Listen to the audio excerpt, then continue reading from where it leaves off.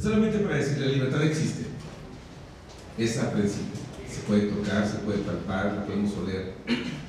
Habría que preguntarnos cuántos están dispuestos, cuántos aquí estamos dispuestos a ejercerla, en qué medida, de qué forma, de qué tamaño. Esa es la diferencia. Es cierto, los medios de comunicación se han convertido en empresas. Los dueños ven utilidades nada más y utilizan la información como un instrumento para hacer dinero. Eso es evidente.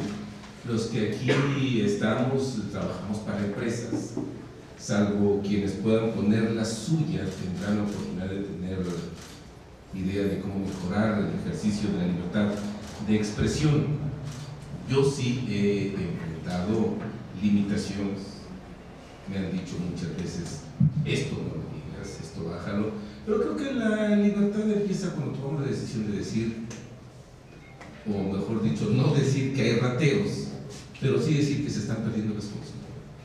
No decir que hay sinvergüenzas, pero podemos decir que hay gente que no conoce su trabajo y que no lo hace bien. Decía, hay maneras, límites, formas de entender y ejercer la libertad y la libertad de expresión, pero ni es producto solo de mucha valentía, ni es ejercicio solamente de ganarle el espacio a los editores o a los dueños de las estaciones de radio y ahora los medios electrónicos. Ustedes, nosotros, y me honra mucho esta mesa por la variedad y la calidad de quienes están aquí, a quienes conozco con mucho tiempo. Me parece que lo que hoy enfrentamos es un ejercicio ciudadano de exigencia en donde el mismo libre mercado está haciendo a un lado a los que deciden no ejercer su libertad. Que en términos prácticos la misma sociedad está empujando a los comunicadores y a las empresas a hacer uso de esa libertad, y quien no lo quiere ver así está condenado al fracaso. Solamente me quedaría tiempo para decirles que la libertad que no ejerzamos nosotros la van a hacer otros con mucho éxito.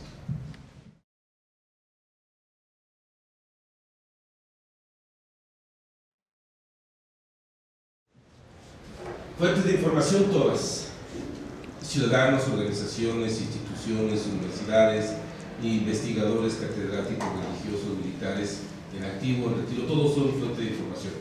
Últimamente se ha dado un fenómeno que no es novedoso en Oaxaca, pero que se va incrementando, que es el de las filtraciones. Un político, un reportero busca a alguien que le pueda servir de bocina para sus intereses, y lo que hacen es filtrar información que es información válida, pero es una sola versión, y digo, finalmente se puede.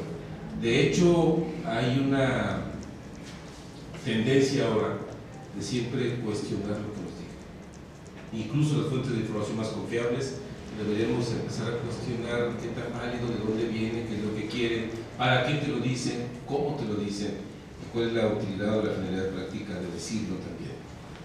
Fuentes de información habría que empezar a buscarlas también o generarlas. No siempre las vamos a encontrar ya listas para ser utilizadas.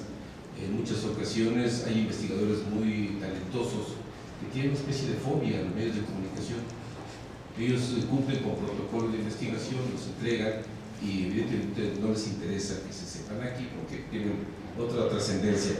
Habría que empezar a buscarlos. Organizaciones sociales, políticas también sirven, y sí, evidentemente aprendí bien, Alfred.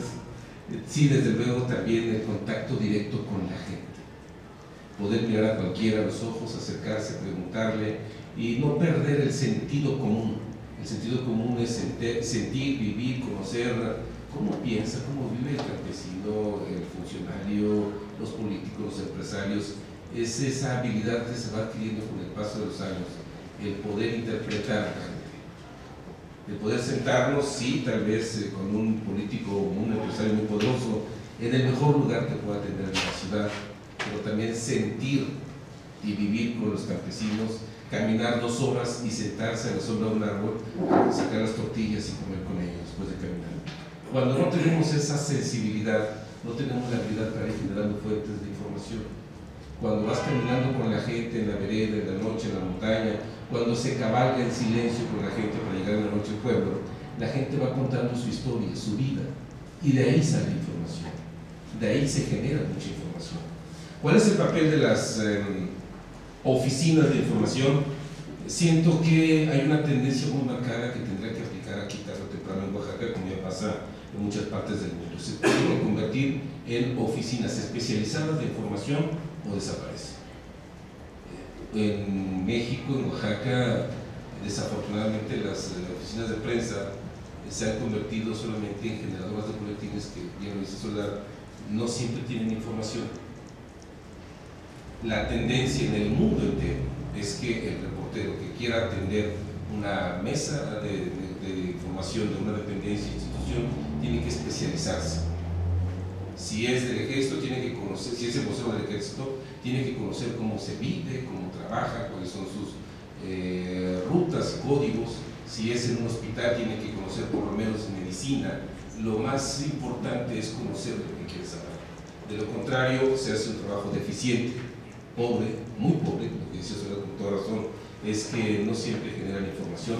Generalmente lo que dicen son declaraciones del jefe en turno, y tan rápido se va el sujeto que declaraba o que le cambia el puesto, o sea, se acabó, ya la oficina de prensa no le sirve. Creo que deberemos empezar a buscar especialización. Por fortuna hay periodismo que se especializa en un ejercicio que se va haciendo cada día más metódico, y esa sería la única opción para salvarlas. De lo contrario, creo que el destino inmediato es el de desaparición. Lo digo con toda claridad, el gobierno de Estados Unidos no tiene una oficina de prensa, tiene un vocero y nada más. No genera más boletines que la información complementaria, tampoco la Unión Europea, tampoco otras organizaciones o instituciones. Probablemente instituciones como la ONU, aquí tal vez agrupaciones sociales que generan información periódica con cierta periodicidad, pero si no es ese el fin, creo que tienden a desaparecer y darle paso a especialistas. Me parece que quien aspire a una oficina de estas tendrá que buscar la especialización.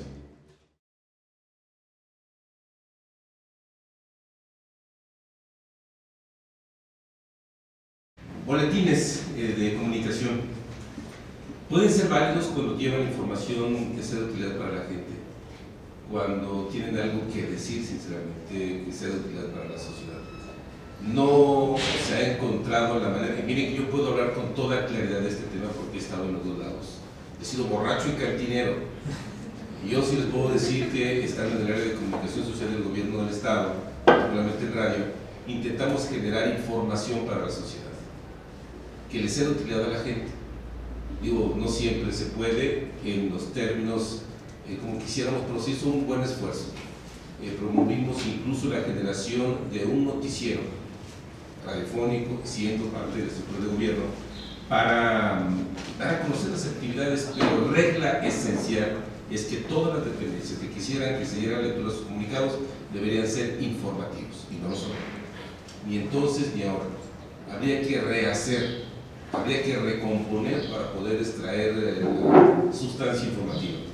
Me parece que, y reitero, creo que las oficinas de comunicación deben empezar a especializarse, deben generar información que sea clara, específica y con contenido. Lo esencial es que también tuvieran en cada comunicado un poco de contexto que le sirva al reportero de la sociedad para saber por qué es importante alguna acción determinada. ¿Qué no debe tener un comunicado? Declaraciones. Salvo que sean específicamente para fijar una postura, pudiera tomarse en cuenta como una referencia. Pero desafortunadamente hacen todo lo contrario, los comunicados están llenos de declaraciones y muy poca información. ¿Por qué deberíamos tomarlos en cuenta? Porque finalmente están ahí. Eso es lo que existe y hay que hacer lo que se pueda con lo que se tiene. Hay que mejorarlo, tenemos que hacer las cosas bien. Ahora, ya en el área donde me desempeño, lo digo con toda claridad, difícilmente puedo leer un comunicado completo. Se subrayan 2 o 3 líneas de todo el texto y eso es lo que se utiliza, y no es cosa solamente del gobierno, seguramente a ustedes les llega también los comunicados de la sección 22, que es propaganda ideológica, no es información. Seguramente llegan también comunicados de organizaciones sociales, civiles, no gubernamentales, de supuesta defensa de derechos humanos, y son exactamente lo mismo, pero con otras palabras, y con una pobreza de lenguaje que es insultante para cualquiera que se precie ser comunicador o pretenda darle la voz y la cara a la sociedad. En síntesis, diría que también los boletines son una especie de peligro de extinción. Pocos reporteros las utilizan, pero vieran que cómo financian las páginas de los diarios. Si vieran cómo se publica, ustedes lo verán. Notas sin quien la firme, es un comunicado.